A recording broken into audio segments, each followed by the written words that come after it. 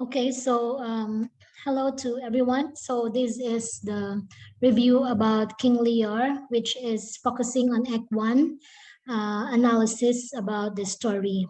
So as the beginning of the play, we can see how King Lear planned to divide his kingdom in order for him to retire because of his age.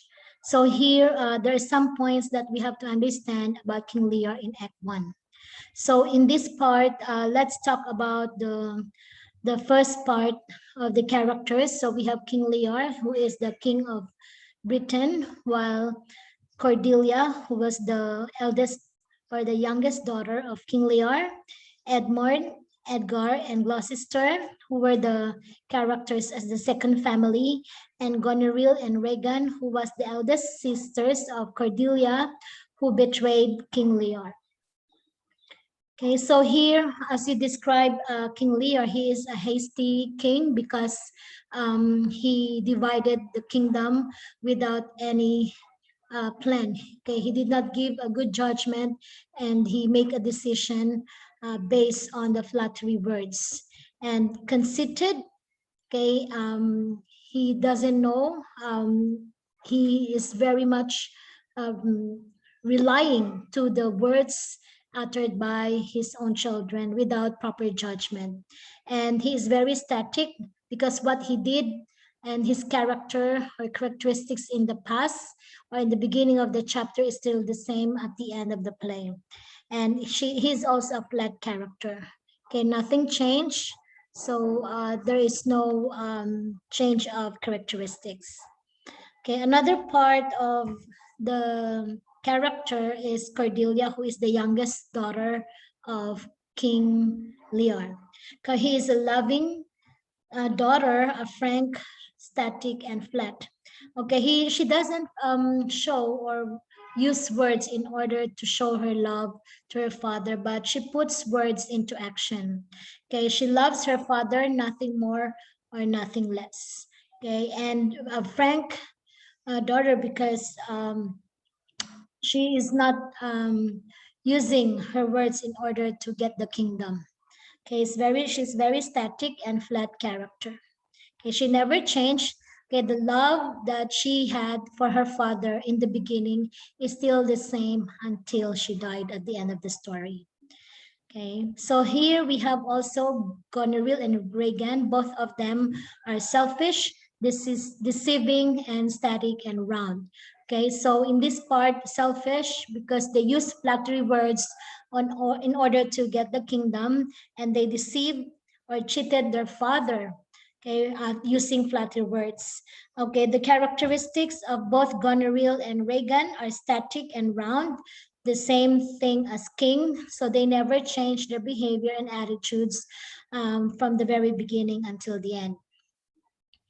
Okay, so we have also Edmund, Edgar, and Gloucester, who belong to the second family, and the Earl of Gloucester, okay, a nobleman.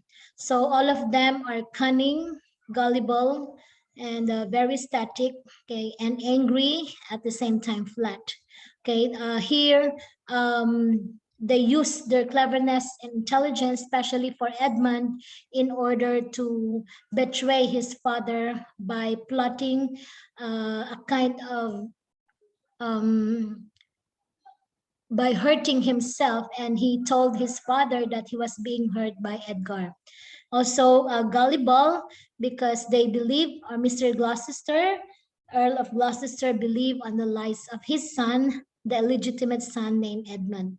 So all of them are very static because they never change. Okay, whoever they were in the beginning until the end, they're still the same.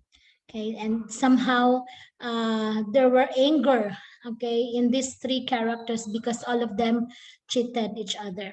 So Edgar pretended to be a poor Tom in order to protect his life and also his father, and to defend himself against the people around him. Okay, so here for the setting and location in Act 1, so originally everything started at Lear's castle, okay, showing Lear's power and authority. And also in the Duke of Albany's castle, it shows change in power and authority of Lear. And for Gloucester's castle, okay, new subplot has emerged because of the situations that we know that King Lear is the first family and Gloucester is the second family in the story. So here, what are the conflicts and plots? So the conflict and plot happened in scene 3. Okay, both not only scene 3 but in scene 1. Okay, the conflict started when Kent was banished from the kingdom when he tried to defend Cordelia against the decision of King Lear. So King Lear, since Cordelia did not say any flattering words in order to make the king know the love test, okay, so Kent was banished away from his kingdom. Okay, and also in this act, okay, Cordelia was disowned or disowning Cordelia because she mentioned about the love of her father is nothing more and nothing less. So it is not more than words, but for her, although she may not be a very practical woman or she doesn't use flattery words, but in her heart, she loves her father so much. But then this Cordelia was disowned by her own father. Okay, so same as banishing Kent. Okay, another one in Act 1, it happened also Goneril and Regan's planning. So they plan to kick out or throw away their father in his own kingdom. Okay, so by removing all the 100 knights to him so that the king will become powerless. And they brought him. Okay, so since Kent or King Lear was very sad about the plan of Goneril and Regan to throw away their father. Okay, so King Lear decided to live in the field, okay, or in the storm. Okay, so another part in scene 2, of course, Edmund frames Edgar, earning Gloucester's trust. So Edmund plotted that he was being hurt or hurt his arm so that it will put the blame to Edgar, and Edgar wanted to kill Gloucester. Okay, so in this part, Gloucester was very upset and angry, and he listened to Edmund's story that he was being hurt by Edgar. So at this part, okay, Edgar was forced to leave the kingdom and decided to be a poor Tom in order to protect his life. Okay, so here there was now a conflict between Edmund and Edgar and Gloucester. So both of them were separated because of dishonesty and because of the betrayal of Edmund in order to inherit the property of his father, since Edgar is the legitimate son, so he knew that the inheritance will be given to Edgar. So he made a plan and framed Edgar into a very ridiculous way, like hurting himself in the arm so they can put the blame to Edgar and Gloucester will find Edgar and lose his life. So here, the next part in scene 3, yes, Goneril's irritation toward Lear is clear, and it can clearly identify the love she claimed she had for Lear was a lie. So she used only flowery or flattery words in order to betray his own father and take the kingdom forcefully from her father. Okay, so here in scene 4, it shows about Goneril disrespects Lear and wants half of his knights or squires gone. So he could lose his power and become unworthy as a king. So here, Lear's loss of power starts to show when Goneril treated her father badly together with Regan and taking away the 100 knights away from King Lear's authority. And Goneril here disrespects Lear and wants half of his knight squares gone.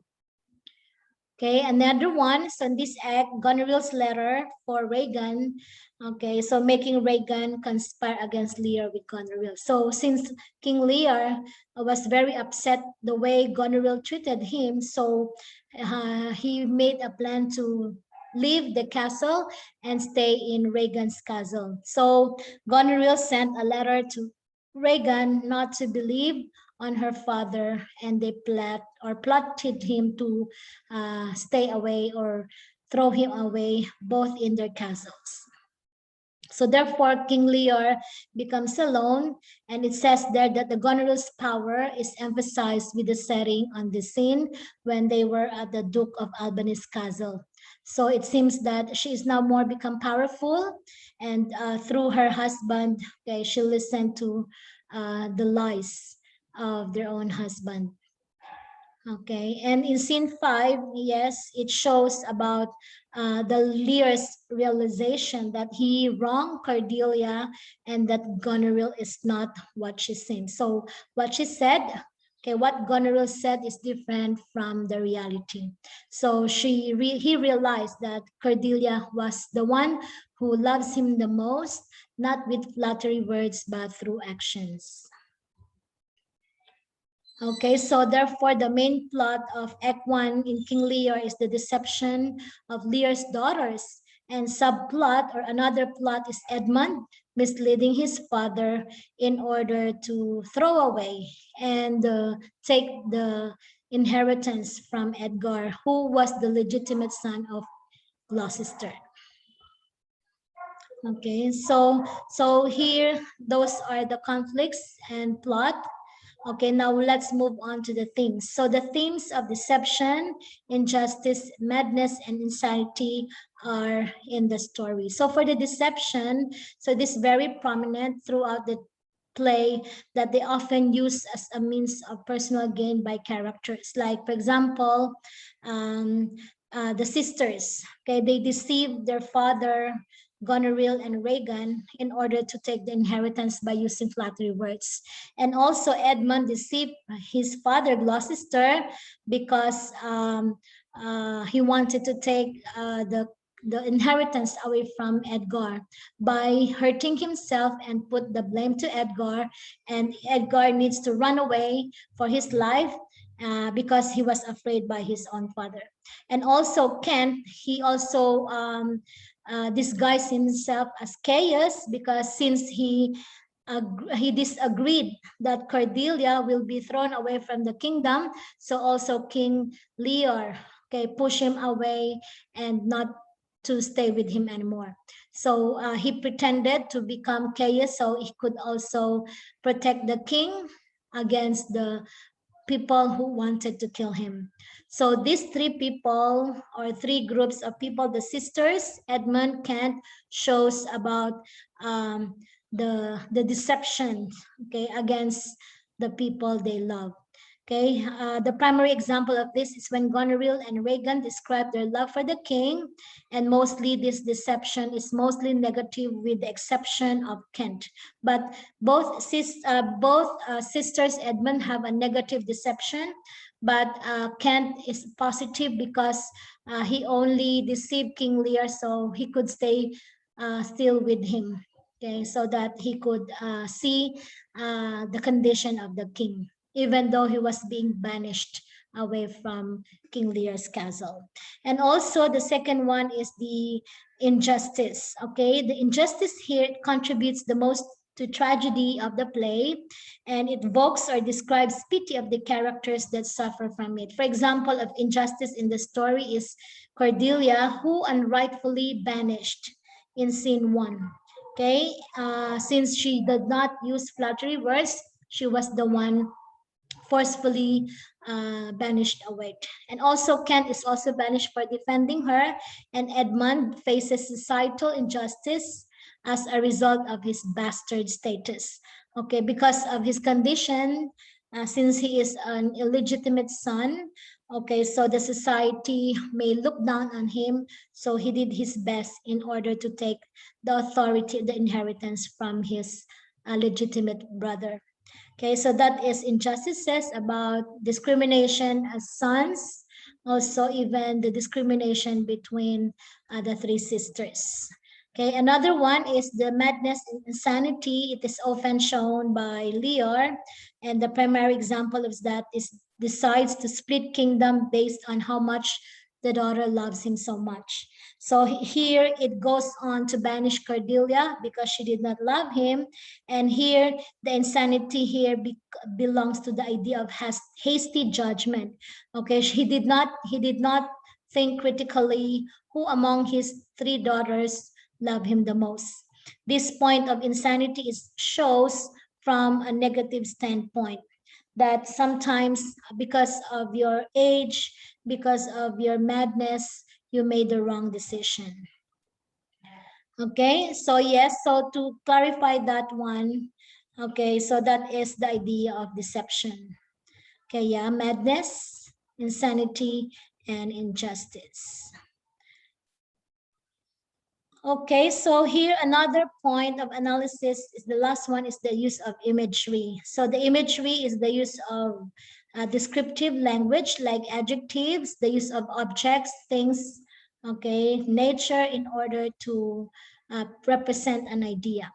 So here, one of the imagery, the use of imagery in this story is the use of constant comparison to animals.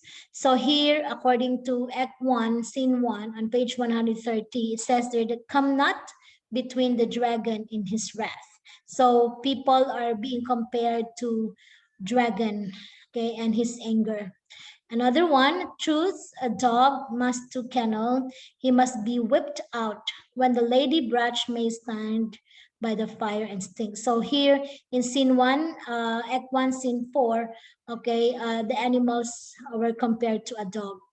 Okay, and the third one, that she may feel how sharper than a serpent's tooth it is to have a thankless child. So this was the story found in Act 1, both the family of Gloucester and King Lear, that they are very unthankful. Okay, so he is being compared to a serpent, a snake. Okay, the idea of betrayal from the characters. So this is the part where we can understand that studying literature, okay, one of the literary devices is the use of imagery, aside from symbolism, aside from the use of figures of speech.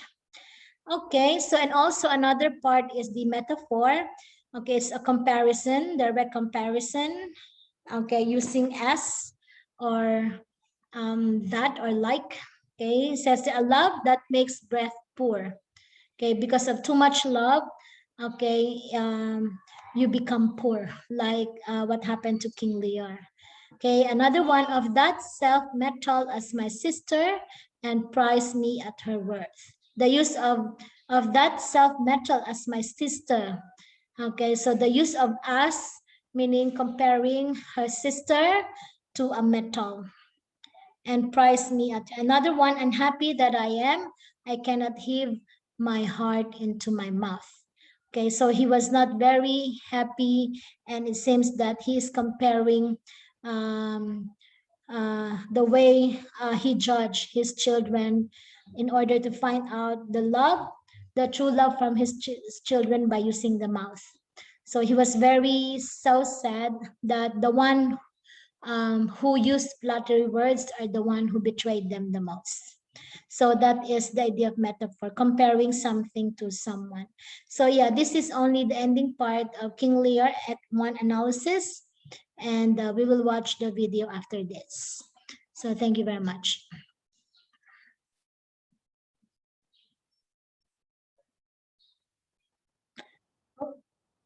Okay, so let's listen to the summary act only according to scene.